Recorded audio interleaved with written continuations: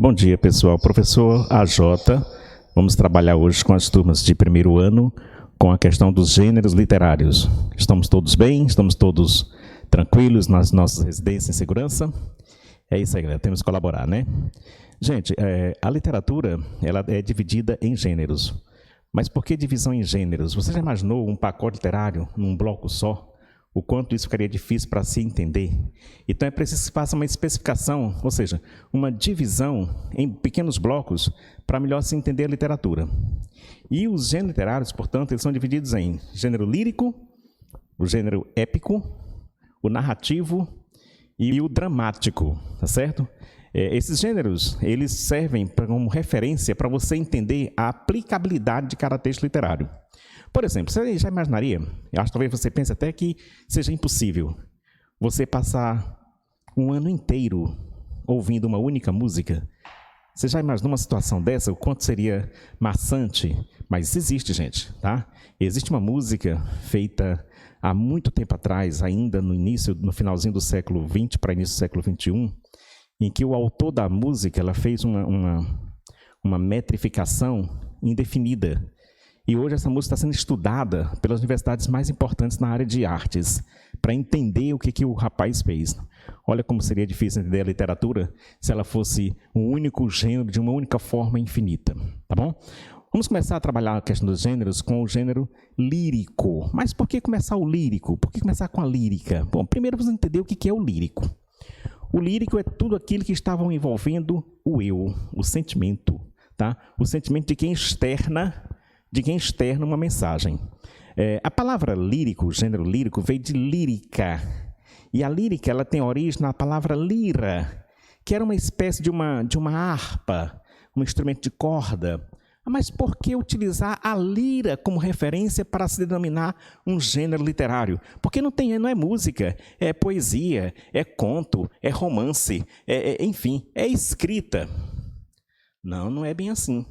Vamos relembrar como é que a literatura começou? Foi lá na época medieval, nos primórdios da época medieval, onde não havia pessoas letradas. O público ele era apenas de ouvir. Ora, o que é mais fácil para se passar para um público que não é letrado? Música. Então nós iniciamos com as cantigas chamadas medievais, lá do trovadorismo, em forma de música, por isso o nome cantigas, certo? E nesse tempo, agora que já temos a divisão dos gêneros, que já é bem posterior, a gente vai entender que era necessário, para uma melhor aceitação do público, a aceitação da questão literária do público, uma questão mais lírica, mais musicalizada. Então, os poetas, os compositores, eles declamavam suas poesias e havia um acompanhamento da lira. Não era para fazer uma música, mas o poeta declamava um verso e o cara na lira dava aquele sonzinho, criava aquele clima, digamos assim.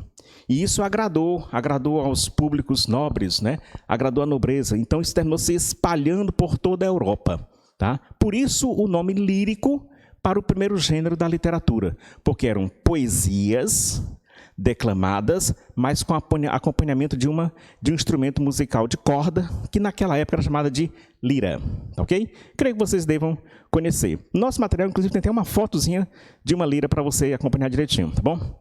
Bom, mas o que caracteriza o gênero lírico? O gênero lírico é caracterizado primeiro pela emoção, tá? A emoção, a primeira pessoa, aquela coisa voltada para se transmitir uma sensação ou um sentimento. Tá bom? Mas para ser um gênero lírico, ou seja qual for, além de se caracterizar, há a especificidade. Por exemplo, o gênero lírico ele é mais adequado para a poesia, como nós já colocamos aqui anteriormente, né? Ele é mais adequado para a questão da poesia. A poesia ela é formada em versos. Cada linha de um poema é um verso. O conjunto dos versos forma a estrofe. E o conjunto das estrofes forma a poesia, tá? Então, o outro ponto específico que você não vai ter, nem no romance, nem no conto, nem no drama, não vamos ter a poesia nesse formato, apenas no gênero lírico. Por isso que a poesia se encaixa para o gênero lírico, tá ok? Então, veja bem, A poesia, por ela ser formada por verso, esses versos eles podem ser medidos, feita uma métrica, que ele chama de escansão. Excandir o verso, ou seja, dividir o verso nas suas sílabas poéticas. Cuidado, gente. A divisão em sílaba poética não é igual à divisão de sílabas gramaticais. Você dividiria a palavra caderno em 3 sílabas, mas a questão da poesia não é por palavra, é por verso. Coincide muito de você perceber que a divisão de sílabas gramaticais serem semelhantes à divisão de sílabas poéticas. Na página do caderno 2 do nosso livro, na página 501, nós temos um modelo de escansão com verso feito aqui pelo autor do livro, né, da apostila. E você percebe claramente que há momentos em que uma vogal que termina uma palavra, ela vai coincidir com a vogal que inicia a outra palavra. Sim, a poesia, ela é formada em versos, né? E os versos, eles podem ser divididos em sílabas, chamadas sílabas poéticas. Cuidado para não confundir sílaba poética com sílaba gramatical. A sílaba gramatical é aquela que nós conhecemos da divisão de pedacinhos por pedacinho. A palavra caderno, por exemplo, K, uma sílaba, der, segunda sílaba, nó, terceira sílaba. Na questão da sílaba poética, é um pouquinho diferente, que não se faz a separação por palavras, mas o verso inteiro.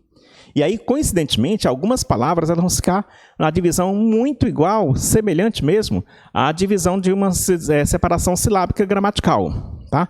Olha o que foi colocado na apostila, por exemplo, para a gente perceber essa diferenciação. Neste verso do Gregório de Matos Guerra, poeta do Barroco, ele colocou assim: nasce o sol e não dura mais que um dia. Esse verso está na página 501 da sua apostila, tá bom? Nasce o sol e não dura mais que um dia. Olha a divisão. Nasce igualzinho como você faz numa separação sílaba gramatical. Mas veja aqui, nasceu. Por que juntou aqui? Observa que juntou aqui. Observa que juntou aqui também. Aqui seria uma sílaba, aqui seria outra sílaba. Por que a junção? Isso aqui é chamado de elisão na literatura. Elisão. O que é elisão? É quando você funde, você junta 2 sílabas átonas para formar uma só. Ou seja, na palavra nas, a sílaba tônica é na, a primeira. Aqui é átona. Este O também é átono. Então, se eu tenho 2 vogais átonas, elas fundem-se numa só. Aqui também do mesmo jeito. Este Q tem uma vogal átona, o também é uma vogal átona. Junta as 2 numa só. Isso é a elisão. Quando ocorre a elisão, você conta como se fosse uma única sílaba. Por exemplo, aqui eu tenho 1, 2, 3, 4 sílabas, 5, 6 sílabas, 7, 8, 9, 10. Ah, mas por que não contou a última? A gente só conta a última sílaba poética se ela for tônica. Se ela for átona, você não conta. Resumindo, então, a gente só conta as sílabas poéticas até a última tônica. Tá bom? Portanto, este verso ele é chamado de decassílabo, porque ele tem 10 sílabas poéticas. Se tiver só uma sílaba, monossílabo, 2 sílabas de sílabo, trissílabo, pentassílabo, e por aí vai, ok? Nesse caso aqui, nós temos a divisão de um verso do Gregório de Matos no formato de um decassílabo, com 2 elisões, né? Ou seja, fundimos, né?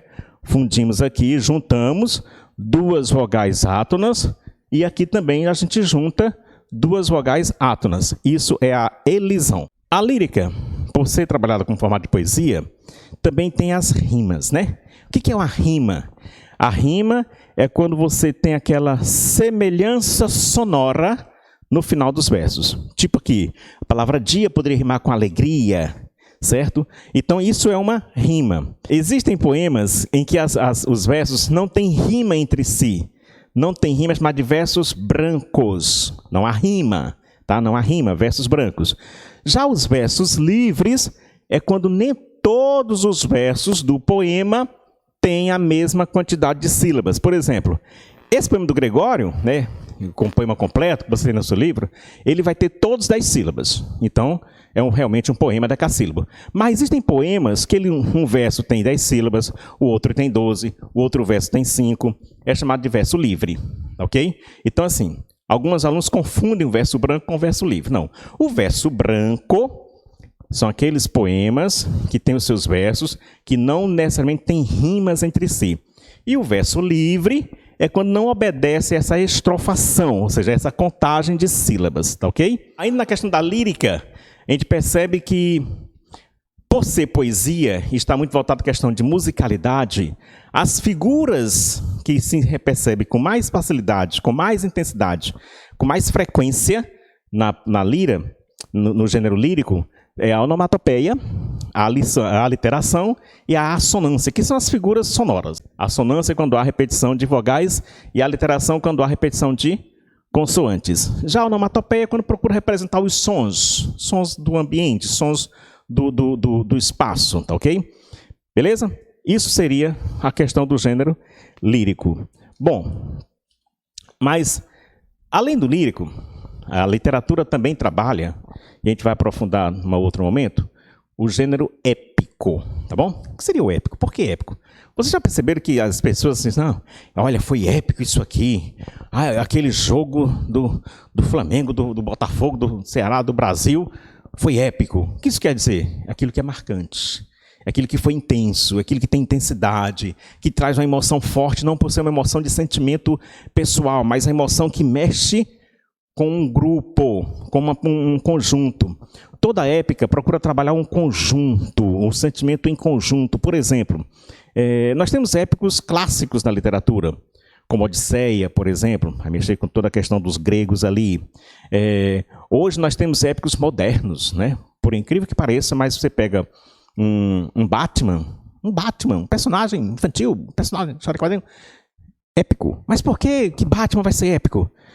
O Batman, ele trabalha, ele briga, ele luta, ele batalha por uma questão de causa própria? Não, é pela cidade de Gotham City. Então é épico por isso, porque representa a questão do conjunto. Ele não está combatendo vilão que roubou a casa dele, que roubou o carro dele. Ele está combatendo a vilania, a tirania em Gotham City. Tudo que é trabalhado em prol de uma nação, de um povo, de um conjunto, a literatura, quando aborda isso, quando trata dessas temáticas, estamos diante do gênero épico. Ok, pessoal? Valeu, galerinha. Olha, na próxima aula, nós iremos comentar os exercícios contextualizados do caderno 2, que se encontra na página 502, tá bom? Os contextualizados da questão 7 até a questão 10, da questão 7 até a questão 10, dos contextualizados. Valeu, galera. Um forte abraço.